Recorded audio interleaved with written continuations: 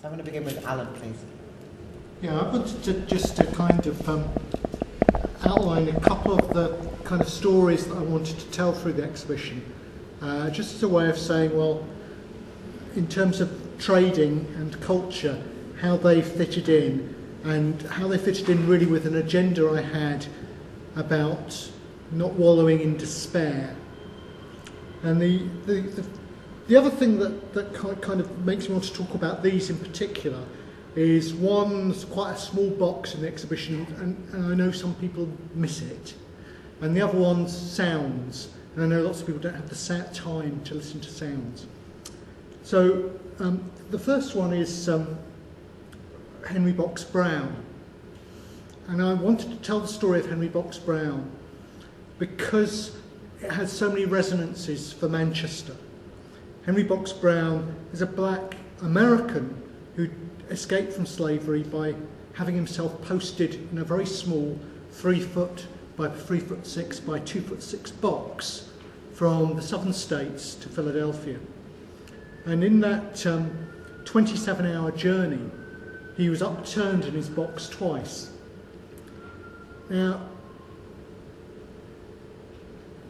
his Manchester connections were known basically through the fact that when he finally came to Britain, the year after he'd escaped from slavery, he published his autobiography here in Manchester. And it was only a couple of years ago that it was found out, in fact, he was in Manchester 20 years later, in 1871 as well.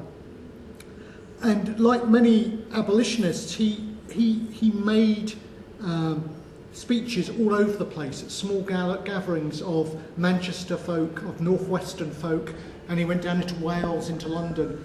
And at those meetings, he'd have spoken to working class people involved in their own struggle here in Britain. And it seemed to me that he was trying to make alliances, radical alliances, to try and change the world. And I thought this was a really dynamic and exciting story to tell. When he went to any of these meetings, he'd perform. He was an amazing performer. In fact, he was such a performer that the abolitionist movement in general kind of ended up despairing of him and cutting him off to an extent because they felt his performance overtook from his message. And he actually travelled from Leeds, from Bradford to Leeds, to do a speech in 1851 at a big public meeting. And he had himself posted in a box from Bradford to Leeds as a means of recreating his journey. And then the box was opened in Leeds at a meeting of about 1,000 people. He charged 2 shillings to those who could pay and 1 shilling to those who were poorer to come to the meeting and to see him, to raise money for his trip. And as he emerged from the box, he said, I was in that box for 2.5 hours. I wasn't turned over at all, but I felt really, really enclosed. Just imagine what it felt like for me to be in that box for 27 hours. Imagine how disgusting and awful slavery must be, that you put yourself in a box to try and escape from it. And he was met at the station by a large band, Stars and Stripes, and they played lots of tunes. So we had this just incredible vignette of someone doing this, and I felt I wanted to tell that story. And the story's not even told in Leeds very much. I mean, it's not a story that's come out at all. And I wanted to tell the story because it linked to radicalism. And then more briefly, when you go into the trade and cultures part of the exhibition, you're encouraged by the juxtaposition of the Turners, beautiful Turners, onto the daguerreotype of African Americans working in cotton fields to make the connection between collecting in Britain and the slavery, the money which those people had made out of slave-produced goods that enabled them to buy the Turners.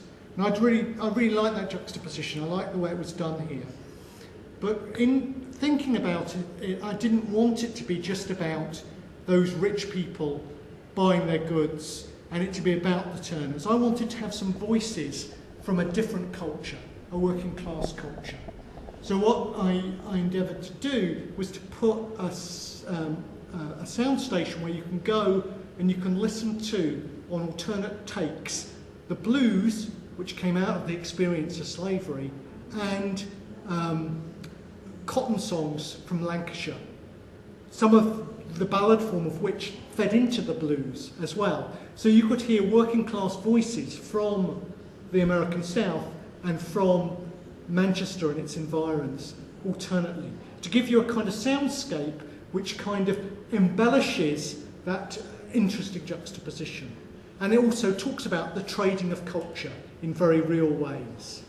So in doing this exhibition, those were two things I was particularly pleased to see there. It's up to the audience whether they work or not. But there are also two aspects which I think are quite easily missed. One, because the Box Brown's quite a small display case, and it's not as integrated into everything else as it might be, just because the story's a kind of story of abolition, and this is mainly, in some ways at least, a story about slavery. And the sound system, because people just don't have the time when they're going around exhibitions often to listen. And maybe if they'd only listened, they'd just have heard the blues, or they'd just have heard a Manchester cotton song, and not realised that I was trying for that juxtaposition.